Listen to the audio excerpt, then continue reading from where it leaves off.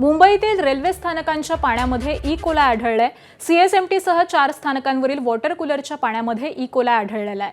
मध्य रेल्वेवरील प्रभावित स्थानकं छत्रपती शिवाजी महाराज टर्मिनस, भिवंडी रोड, कल्याण, लोणावळा ही आहेत। तर ही माहिती कॅगच्या अहवालामधून समोर आली आहे। देशभरातील 8 स्थानकांच्या वॉटर कूलरच्या पाण्याचे नमुने ई कोलायसाठी पॉझिटिव्ह आढळलेले आहेत। दरम्यान छत्रपती शिवाजी महाराज टर्मिनसवरून आमच्या प्रतिनिधींनी आढावा घेतलाय, बघूयात।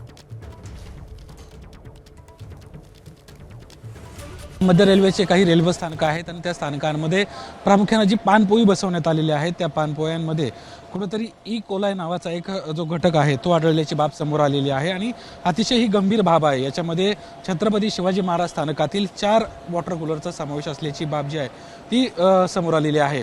खरं तर ई कोलाय हा असा घटक आहे ज्याच्यामुळं अतिसार, अन्न विषबाधा अशा प्रकारचे आजार होऊ शकतात। पोटदुखी, उलट्या, मळमळ आणि पोटात कळा येऊ शकतात। अशा पद्धतीचे संसर्ग मिश्रित जुलाब आणि ताप येऊ शकतो।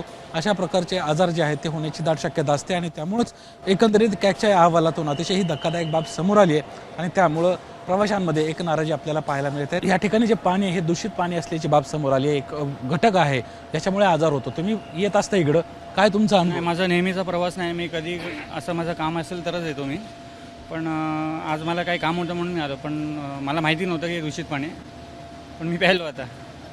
आपण पाहतोय या ठिकाणी खरं तर कर्मचारी असणं अपेक्षित आहे आणि या पाण्याच्या अनुषंगानं जर काही तक्रारी असतील तर त्याबद्दल प्रवाशांना सूचित करणं गरजेचं आहे। हे देखील या ठिकाणी होत नाही आणि त्यामुळंच जर काही आजार असतील किंवा प्रवाशांना काही त्रास झाला तर याची जबाबदारी कोण घेणार असा प्रश्न या निमित्तानं उपस्थित होत आहे। रेल्वेचे कर्मचारी आहेत आणि ते या ठिकाणी पानपोई स्वच्छता मोहीम राबवताना आपल्याला दिसत आहेत। एकंदरीतच कॅगच्या अहवालातून जोरदार फटकारी जे आहेत ते मध्य रेल्वेला मारल्याचं आपल्याला पाहायला मिळत आहे। कॅमेरामन अरविंद वारगेसह निलेश बुधावले, एबीपी माझा, मुंबई।